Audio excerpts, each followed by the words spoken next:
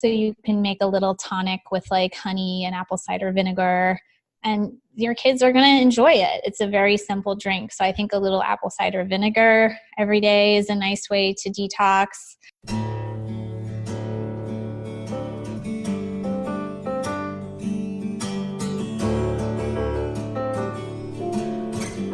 Welcome to the Kids Eating Broccoli podcast, where we believe that raising healthy kids shouldn't be complicated. Our mission is to inspire 20 million families worldwide to take the steps to raise the healthiest generation in our history. We'll interview some of the world's leading experts in nutrition, human potential, and children's health, as well as extraordinary chefs and foodies to gain insight into simple, fun, and creative ways to introduce natural health into homes across this planet.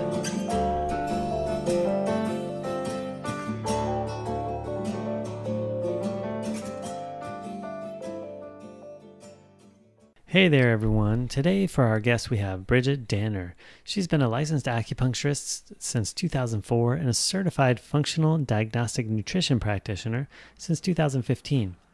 After losing everything to toxic mold, Bridgit now educates about toxins and coaches women on how to detoxify through a functional approach.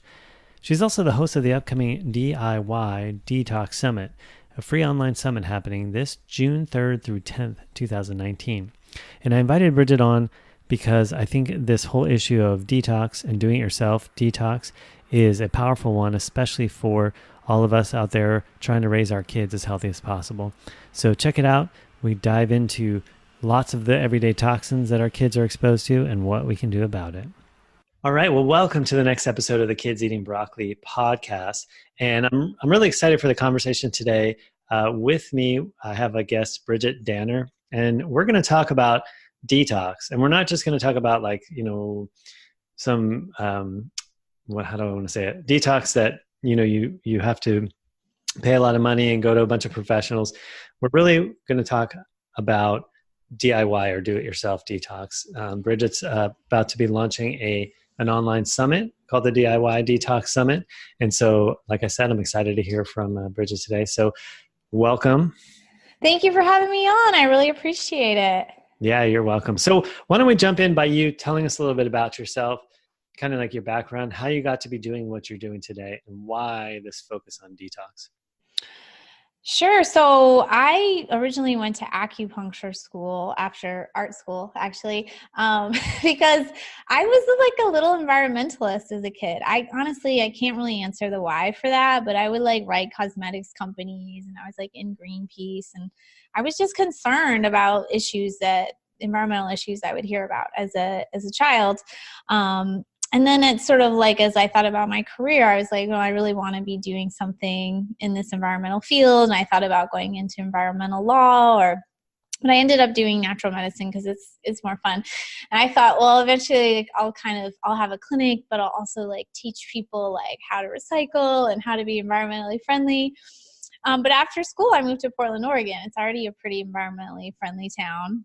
And, I got kind of caught into the medicine of, working on back pain and helping people get pregnant. And I just didn't really think about environmental medicine that much until I got really sick and finally found out that we had toxic mold in our home, and sort of led me on this big journey of frankly getting sicker and then working on getting well and remodeling our house and moving. We eventually moved 1,000 miles away to be in a different climate. So it was a big journey for me. And I also sold my physical clinic I had in Portland and dedicated to being online. And it just felt like the right time to refocus back more into detox. I had certainly learned a lot from my own journey. I just sort of my mind sort of opened that there still is a lot of awareness that needs to happen for environmental health. So it's feeling really good. And this is my first, I've done some other events on hormones, but this is my first big event on toxicity, and I'm super excited. Yeah, so interesting. So your own journey of illness to health sounds like is what, sort of focused your direction in this direction with detox. Yeah, I mean, I don't know how you are, Brad. Like once I've learned something, I don't want to keep doing it. Yeah. So I was like really into learning about detox, it was sort of all I thought about. So I wanted to share what I was doing. And it just kind of all started to fit together and come full circle because I think this is originally sort of what I wanted to be doing. And I let it go to the wayside in a sense. So it feels good to be bringing it back. And I think it's so timely. I think people are more and more aware that our environment is really toxic, and could it be affecting me? Like, what should I do about it? A lot of people are still really educated about their health and really smart people, but they have unanswered questions in this realm. Yeah, I definitely run into that a lot in our pre-chat. We were talking and I was mentioning how, a lot of the parents that I work with, with kids on the spectrum or ADHD and so forth, have heard of detox and that maybe this is important. They hear or have an experience that maybe a toxic exposure, whether it's, medication or you mentioned mold or vaccination or whatever the case may be, might be at like a causal factor in their child's situation. And so they think, oh, I got to figure that out and got to detox. But then what that means, it's like, nobody really knows. It's like, do I buy this supplement? What do I do? And I tend to honestly focus with people a lot on, stopping the continued toxic exposure first and foremost, because it seems like that's one of those things that sometimes gets skipped over. So I'd love to sort of get down into some of the answers to some of those questions. And maybe we could start with like the most common, maybe environmental toxins or the most common toxicity that we're running into these days with in modern family life. That's a great question. No one's asked me that yet. I would say, for families, I would really think about like food quality and pesticides, maybe primarily. We talked quite a bit about glyphosate in the summit, and we didn't actually even get into, it's not just the glyphosate in Roundup, which is pretty prevalent now, but it's also like what's mixed in to that. So I think that that's affecting us. In animal products, those pesticides are even more concentrated. So that's like an important decision to make when you're feeding your family. So that's one big source for sure. And like with kids, they can be exposed to like food colorings and, a lot of pretty toxic stuff they put into kids' food. And things just being really processed, like some of the cereals from those major cereal companies are super high in pesticides levels. So that's a good thing to know. So that's one area. I'd say another area is plastics. We're all touching and being exposed to a lot of plastic. And again, kids can be worse because we don't want them to break things. So we give them everything in plastic. It's kind of absurd. So you can give your kids, if you're watching that, you can do like my son has like these little stainless steel cups.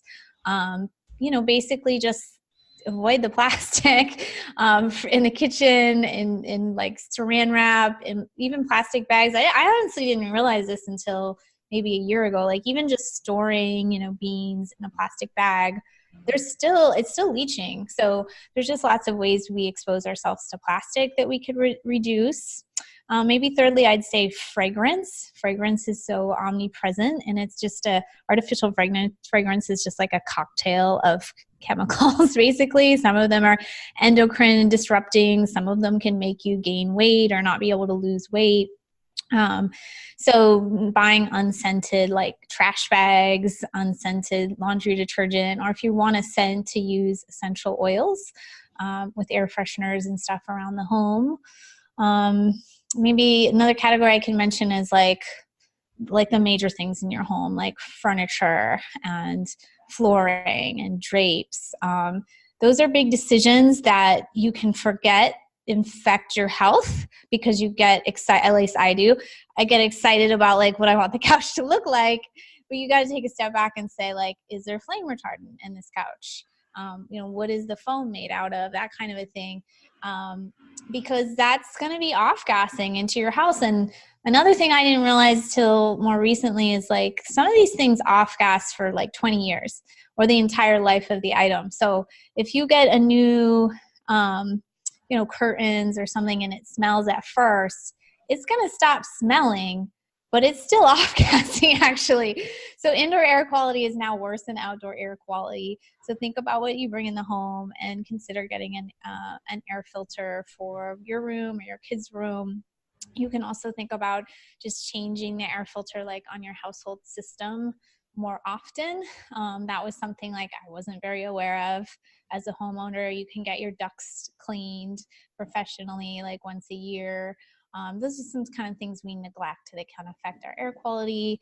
And one last thing in the home is water quality. So we, relatively speaking, we have cleaner water than in some countries, but there's no requirement for, say, like medication residue in your water. Heavy metals can still be high in your water, as we've learned. Depending on your local area, there can be different things in your water. So that can be an investment to start to research. Unfortunately, like a lot of people will just buy like whatever they see at the store, and some of them aren't filtering too terribly much. So that could be an area to look at as well. Gotcha. So food, plastics, air quality, water quality. Yeah, that's all Fragrance. Stuff. So yeah, I mean, so it's certainly for somebody who's just starting on this road, that I could imagine would be quite overwhelming to hear, oh my gosh, that's everything. That's the food, that's the furniture, that's all the stuff, So what do you, how do you answer that? I mean, what if somebody where to start? Yeah, make a difference, but what could be, where to start? I guess. Yeah, I mean, I just think it's like start where you are. So one thing we didn't talk about was mold, and you're from the Northwest, and so was I. And like, start with whatever's most pressing in your life. Like if you think you're already eating really well, you're already feeding your family well, like don't worry about that too much. But if you don't have any water filter in your home and you've been thinking about it for a couple years, that's usually how it goes, then maybe it's time. If you think you have mold in your home, stop this interview and go address that, because it's a really big deal. So just wherever you're at, it's a long process, and it's kind of like a lifelong process, and you'll probably always, make mistakes. Like we moved into this house to, kind of start our lives over, and we made some good decisions. And we made some decisions where I was like, yeah, like I should have thought about that one a little bit more. So we're never going to, be perfect, but we just kind of keep learning. And you don't have to spend a fortune either. Like stay within your budget. If you can't afford like a whole house fancy water system, then get something that's a couple $100. So yeah, definitely don't be overwhelmed. Just take on what you can take on, and just like enjoy information for the sake of learning without feeling like any shame or like, that doesn't help anything. Sure. Yeah, no, makes sense. Yeah, we got to just do what we can do. So, and I like that, start where you are, like, and that's such a great tidbit too, that, you maybe were thinking about getting a water filter for a while. Now it's time, so much. I've run into that so much, honestly, with parents, with their kids, they have like, they're like, I wonder about this or this food thing or this sensitivity, or if this is the problem. And it's like so often, their intuitive hit is really right on, where I've learned to really take those seriously. Like if I think it's this, but the parent is telling me maybe it's this, I'll give a lot of attention over here to the thing they're mentioning. Because we just have that, like we, sometimes we wake up one day and we're like, oh my gosh, I don't know where you were in this with your story with the mold, like, because you just don't know. But there's other times where you're like, gosh, just something is sticking in your head, and then it's time to take action on it. Yeah. It's funny with the mold, like, when it was first suggested to me at the naturopathic college, actually, I told my husband, and he was like, yeah, I've suspected that. And I feel like I knew enough to like not want to go there. I was like, right, let's not check for but like, luckily he was in a place where and that could happen in a family, right? Like there could be one parent who's like, I'm really concerned about X, and the other one's like, oh, that seems like a whole thing. But you do have to listen to each other, or listen to your clients, and you do have to, you have to follow those threads if you really want to get back to your health. Yeah. So can you talk a little bit about what, because you just covered a lot of different things in different arenas. Not that like, well, I don't know. My thought is that you can't say if you have this symptom, it must be this thing. But can you give us some sense of what types of things people experience when they are living in, a house with a lot of these toxins in it? Yeah, one thing could be asthma or allergies. Especially with talking about kids, a lot of kids are dealing with asthma, and that can be like dust mites and chemicals, and just that whole load is just really important. So respiratory issues for sure. With mold, it could be so many things, but fatigue, and I would say fatigue and brain fog are the biggest.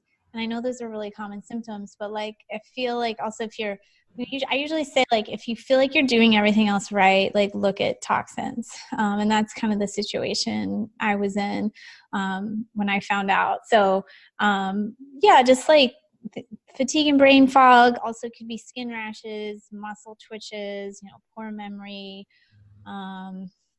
digestive issues, hormonal issues, because it's just toxins are big disruptors. So they can disrupt other symptoms or, other systems that kind of maybe seem unrelated, but they're, everything's related. Let's see what else. I have a environmental health educator that I've studied with, and like some things will really move the needle on your health, like molds, getting out of a moldy house and resetting. But sometimes like just changing your water filter isn't gonna like cure you or anything like that. But you need this like cleaner background, less of this noise in the background. And then as you go through whatever detox protocol you want to do, we can talk about some options. You can recover like faster. And like you said in the beginning, you can reset. So if you're in a pretty like toxic, like let's say you're, in a home with like plastics and fragrance and poor quality food and just all the bad things. And then you go to like a spa for a month and get completely cleaned up. And then you come back, well, it's all going to come right back, right? So that's an extreme example. But your home needs to be as much of a sanctuary for your health as you can. And that doesn't mean that that's all you do to reset whatever's going on for you or your child, but it's just like the important setting to recover your health.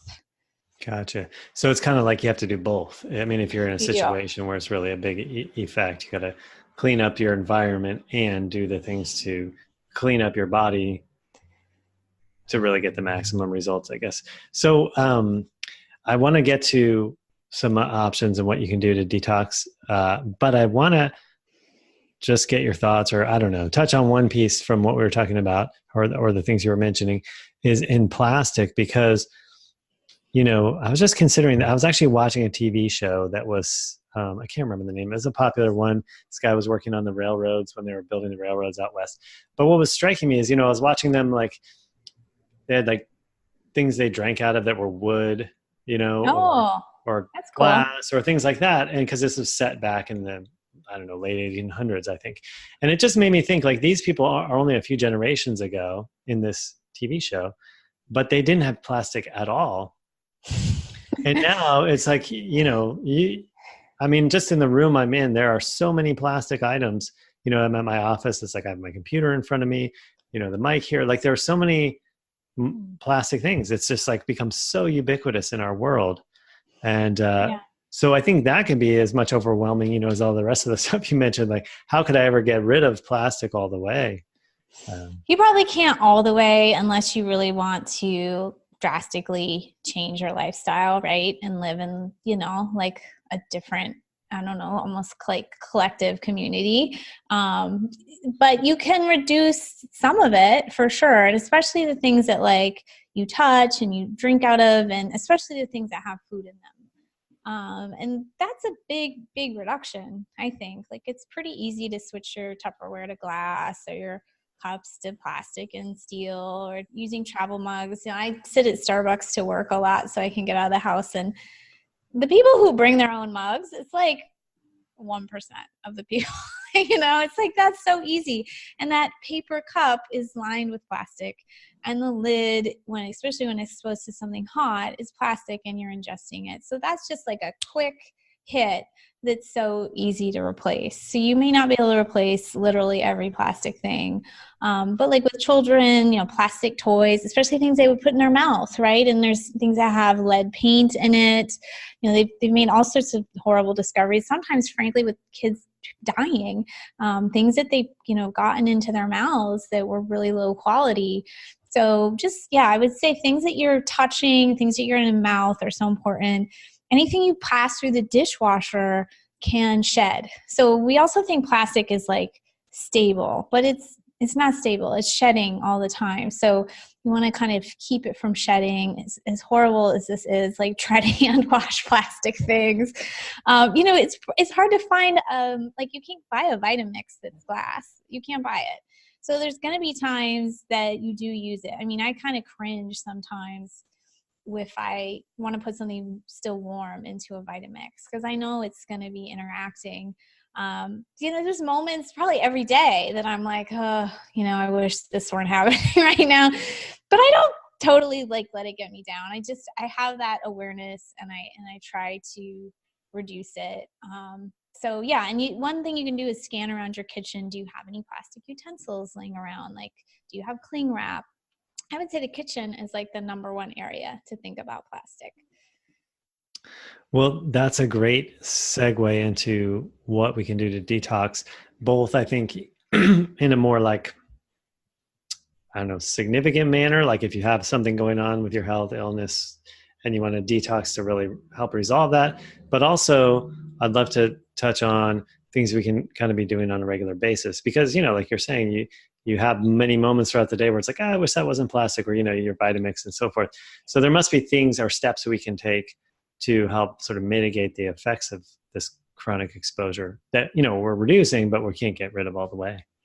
Yeah. We just kind of getting ready for this summit, and I had one person write me and they said, oh, I don't like the idea you're spreading of DIY detox. Because I think what she's trying to say is like, it's dangerous to ask people to detox on their own. So I'm not asking you to like do your own chelation therapy or like do anything crazy, like whatsoever. There are some things that are pretty benign that depending on your case, you will have to monitor, like sauna use. Like, even when I was at my sickest, I could use the sauna fully and feel fantastic from it. But I've had a client who could only be in a sauna 5 minutes, or would have to use like a sauna pad instead of a sauna. There's sometimes you just have to listen to your body and make decisions based on that. But yeah, there's so much you can do even with kids. So we have an at-home little sauna now. And I use it, and my son uses it too. He's 10. I don't think he sweats enough in there personally, but I'm just like, I'm glad you're in there. Like, it's super relaxing for him. So especially if you've got kids with some hyperactivity or insomnia, it's fantastic at lowering your stress levels and improving sleep quality. So, that's one tool that's accessible to us. When I was also my sickest, I was homeless. I didn't have a sauna. I just went to the gym. And so it's not a fancy sauna, but it still worked. So I would just say start where you are. Make sure you like to use a sauna before you buy one. I was nervous to buy one, but like once we did, because it's a big investment, we use it all the time. Like, it's fantastic. So that's one thing you can do. As far as eating, more greens all the time. Like with kids, sometimes it's getting it into a smoothie. I'd like to make, and this comes free with like this when you sign up for the summit, I like to make a little drink with like lemon, honey, cilantro, and greens, and just like blend it and strain it. It's really like nice and refreshing and takes almost no time. So that's something I do in the morning a lot. You're not going to feel like detoxed from it. It's just mild, but it is supporting your liver just gently every day. So that's something you can do. One thing that we talked about glyphosate a bit that can break like the bonds of glyphosate and help you remove glyphosate is apple cider vinegar. So you can make a little tonic with like honey and apple cider vinegar and your kids are going to enjoy it. It's a very simple drink. So I think a little apple cider vinegar every day is a nice way to detox. Dry brushing, I'm a fan of. That's a really old technique that when I was really sick, I could just feel it help me. It just helps you move your lymph, keep things moving along for your body. Kids can learn to do that one as well. In the same little booklet you get with the summit, I just talk about just doing squats or doing a little exercise in the morning, especially when you're really sick. You've got lymph congestion. So just moving like when you do squats, it kind of moves all that lymph in the groin that's be coming off of your gut. So that's something simple to do. I could go on and on. Those are kind of like some of the top ones. Uh-huh. Yeah, no, those are really useful. It's like, I like to be able to give people, or, have guests give people something really usable, I mean, the theory behind it's great to understand, but how can we really, apply it? So what about, if a parent feels like their child had a specific exposure, whether it be mold, whether it be some sort of heavy metals or things like that, because, we hear those stories, where the child seemed to be developing normally. They got their 2-year-old vaccines, or they moved into a house with mold, or whatever the case may be. And then suddenly all the behavioral or developmental issues kicked in. And so they want to do something maybe more aggressive, or not to say that those things you mentioned wouldn't do the job, but it would seem like, that like I could imagine wanting to do something more specific. Yeah. So if you do know the toxin, it is good to match the toxin with the remedy, so to speak. So for instance, there's like a lot of types of binders, which are things that like physically or chemically attract and hold toxins to move them out of the body. When I first got sick, I didn't even never heard of binders. But so there's many types. There's like charcoal and clay and zeolite and chlorella is a binder, chlorophyll, chlorella more. So they all have an affinity to different types of toxins. So if your child is like having parasites, that's one kind of, it's like a biotoxin plus parasite protocol in there. Whereas if it's like a heavy metal about, then that's like a different kind of binder potentially. It's a little tougher with kids because at least my son will not take a capsule ever. But some of them come in a powder. Like chlorella might be one that you can get into your kid. And so I think, like if it's getting a little more advanced, like your kid has some mercury exposure, like that's getting more of a thing that you probably should work with a practitioner to figure out the best protocol. Is that the direction you kind of wanted to go? Yeah, I think so. I mean, maybe that's the distinction that's maybe, what am I trying to say? That you can't just say there's a clear rule, like at this moment, go to a practitioner, but if it's on the other side of that line, you can do it at home.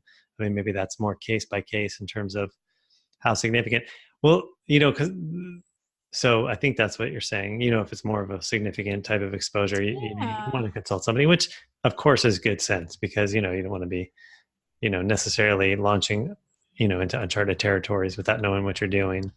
Yeah, especially something big like I mentioned, mercury. I mean, if you try to detox that wrong, and you probably see this too, Brad, like people are like, I want to get my mercury fillings out. If you don't make a good decision there on how you get those out, you're going to be sicker. So There's things that are pretty intense that maybe require some stronger pushes to get them out of you. I guess maybe what I'm trying to say and what this summit is about is we're not saying everything is DIY. But no matter what you do with your practitioner, there are things you need to do at home. You can't just rely on like chelation and be like, now I'm going to go to McDonald's. Like you have to do all the other things. And those other things are really impactful, I think, is what I found in my case, like in the long run. Like I probably had that same thing that I hear from a lot of people, like if I find the right practitioner and they give me the right things, I'm going to be good. Guess what? It's a long journey and you are in charge of it. So you can have a practitioner or you can go to a few practitioners. You can try different therapies. But in the end, like I was dealing with something pretty complex. And I think and I've tried lots of things, but the things that help me the most were just these like everyday routines, and they're more gentle. You're not going to get so sick from, 10 minutes of sauna as you could from the chelation therapies and stuff like that. So you can still take those options, but you can't escape this other stuff that you need to do on your own. Right. Right. That makes good sense. So tell us some of the details. You mentioned that the summit, when does it launch? Tell us, if we didn't know anything about it, tell us the highlights. What do we want to know? Sure. So just for clarity, it's online, so you can be anywhere. It's live and free June 3rd through 10th. And then there's going to be some encore time if you come in late, or, you're on vacation or something. And then we have 35 experts. So we have 5 a day, kind of covering a range of topics from heavy metals to parasites to home detox to mold. So, definitely would like people to register and at least come to a few of your favorite talks that interest you the most. You can also purchase the summit, so you just own it and you get a gazillion bonuses, and you can just like not be stressed about listening to it. I think that's most of it. So June 3rd through 10th, and Brad will have a link to help you sign up. And I'd love for you to spread the word too. Like if there's someone in your life that you think needs to hear this information, frankly, I want as many people to know about it as is possible. Yeah, I think it's so important, to not just have awareness, but to have like some guided awareness, if that's the way I'm thinking of it. But because I think we all, to varying degrees, are waking up to the reality, or awake to the reality, of how toxic some of the ways we have built modern life are. But like some really good, just some direction of what to do about it, from people who are experts, who've studied it and learned about it and so forth. Did you interview, were you the interviewer for all the? I was interviewer for all but one when I got interviewed for my interview. Nice. Yeah, it was a lot of fun. There's a great variety. And, again, like don't get overwhelmed. If you only listen to a few, but there's a few that like make a difference for you or your child, that's fantastic. Definitely, I hear that complaint this is probably my 5th summit. So, it's too much. Or people, people don't always agree. Luckily on this summit, they pretty much agree, which was good. But, it's just discernment. It's just kind of filtering in what comes in and, this is something I'm going to follow up on. Just like you said with your clients, like they have some instinct. So listen to your own instinct and kind of let the rest, save the rest for a rainy day. Cool. So, like you mentioned, I'll provide a link. It'll be in the show notes of the podcast, and also for wherever you're seeing this video, we'll have a link there too. What if somebody wants to learn more about you, sort of outside the summit? Do you have some places where we can find you? Yeah. And so it's just my name, BridgitDanner.com. It's spelled a little funny. So just Google Bridgit Danner. You can have the notes. We do, if you're interested in mold, we have a free gift on supplements for mold on there. We've got a 5 detox swaps talking about things like plastics that people can get. So mostly I just wanted people to go on and learn and explore. We've got plenty of blogs to look up things that we might have mentioned today. Great. Okay, so one last question, sort of out of left field a little bit. Since you were the interviewer for 29 of these experts, what was something that you learned by doing that was maybe new or surprising? What comes to mind when you think what you heard something, you're oh my gosh, that, or some new realization that you hadn't occurred to you before?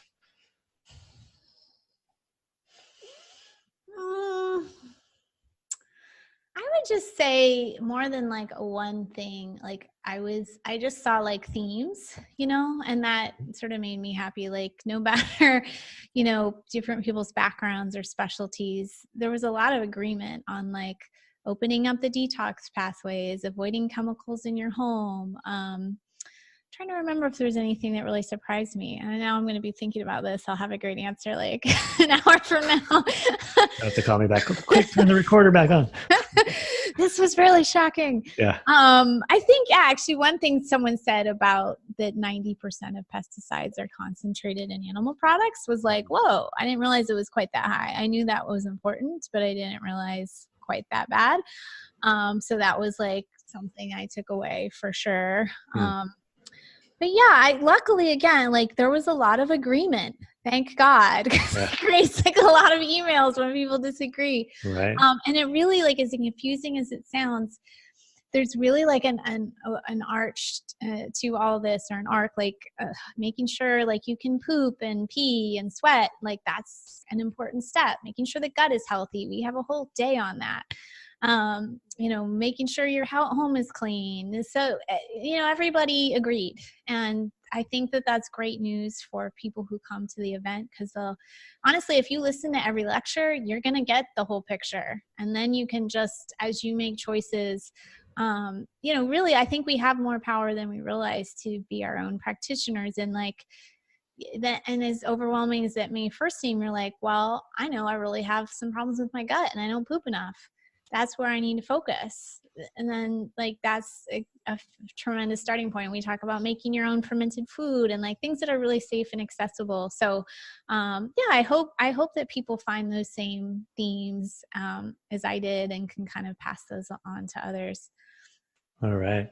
Well, awesome. Good answer. I know I caught you off guard. But, that was just striking me because I've hosted summits and it's like, sometimes you learn stuff and you're like, wow, I never thought of it that way. So I was just, when you're immersed in it, and then you find something new. So that's cool. So thanks again so much for joining us today. Some really cool stuff was shared. And I highly encourage anyone listening to check out the summit. It sounds, to get 30 experts, because each person has their own angle, their own things that they've studied, and to be able to have all of that in one location is such a tremendous resource. I think that's why there's this popularity in this new sort of burgeoning, online summit world, because there's so much information being understood, and, it needs to get out there to the people who need it. So I appreciate you for putting that together. Yeah, well, thanks you for your support and spreading the word. And I'm very interested in the pediatric space. Like, it's not my specialty, so I'd love to keep in touch and like share more of your resources and events with my audience. Awesome. Sounds great. All right. Well, you take care, and we will, and I'll put all those links that Bridgit mentioned in the show notes. So thanks, everybody. Hey, thanks for tuning in to this episode of the Kids Eating Broccoli podcast. If you enjoyed this, if you gained anything of value out of it, and you think that others might too, please go to iTunes or Stitcher or Spotify or wherever you listen to podcasts, or all of them, even better, and leave a rating, a review, and comment and share, because those ratings and reviews are how other parents like you and other people like you will find this great content and be able to help their family be healthier. Today's episode was brought to you by CBD oil products from HempWorks. I partnered with HempWorks for CBD because they meet my top 3 criteria. The hemp that's the CBD oil is extracted from is organically grown in the United States. It is extracted using a CO2 method, so it's chemical and solvent free. And every batch is independently third-party tested for purity and potency, which is vital, because I don't know about you, but I've heard all kinds of stuff about CBD products out there. And I read a study that independent lab tested 30 popular products and found that 70% of them were mislabeled, meaning they had less CBD than they said. A few of them had no CBD at all, believe it or not. And 40% had ingredients in them that were not listed on the label. So having that independent testing, so you know what you're getting, you know the purity and so forth, that's vital. They also offer a 60-day money-back guarantee, empty bottle guarantee on your first order. So if you want to check that out, learn more, get some, order it, try it out, risk-free, you can go to the link, which is drellisorcbd.com.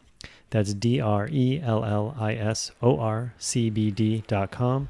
One more time, that's dr, like doctor, Ellisor, which is ellisorcbd.com. You can find out everything there. All right, well, we'll see you next time, and thanks for tuning in.